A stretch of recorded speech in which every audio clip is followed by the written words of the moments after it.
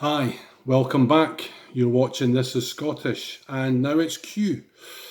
But because there are very few words starting with the letter Q in Scottish, I figured it could be a good time to delve into my mailbag and reply to some letters from viewers in Scotland inquiring about life in Spain. First of all, I've got one here from Billy from Bathgate. And Billy asks, how come that when I'm on holiday in Spain, none of them understand me? Well, Billy from Bathgate, that is because the English that they learn at school or at an academy is proper English, not the indecipherable dribble that comes out of your mouth. And while we're on the subject, just by repeating yourself only slower and louder makes no difference whatsoever. Watch. This is a typical restaurant scene in Magaluf, let's say.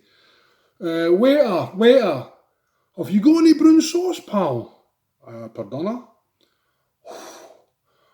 Have ye got any brown sauce, pal? Can't even speak English.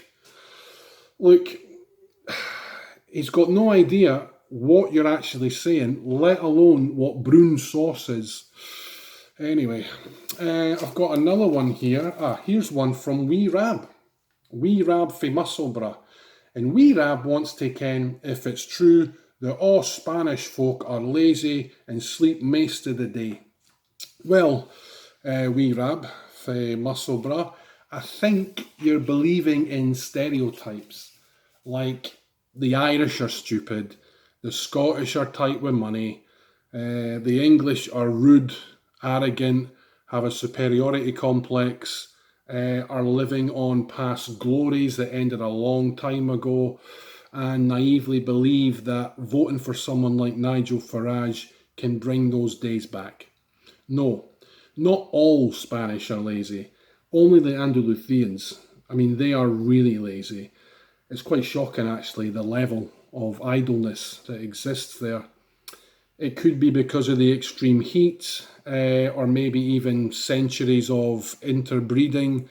Who knows? But what is certain is that they are so lazy they cannot even be bothered to pronounce the S on the end of words. For example, if you ask for two beers, you say dos cañas, but down there they say do caña. Fucking lazy bastards, it's incredible. I've got another one here from Maggie for Kirkcaldy.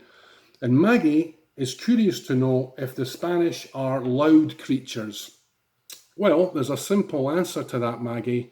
Fuck yes, they are.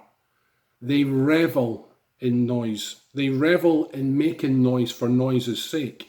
They shout when they talk. They shout when they're sad. They shout when they're happy. They shout when they're excited. They shout when they're confused. They shout when they're a little bit irritated.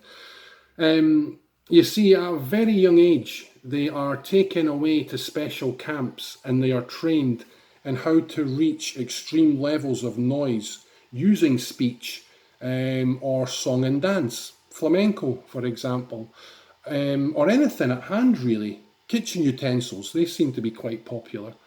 And finally, I've got one from Mohammed. Mohammed, he runs the post office just round the corner from my mum's. He knows that I'm in the Basque country, actually. And he wants to know if all Basque men have big noses and big ears. Well, Mohammed, that's true. And that's why I fit in. I fit in until I open my mouth, or until I start dancing, because none of them do that. Till next time.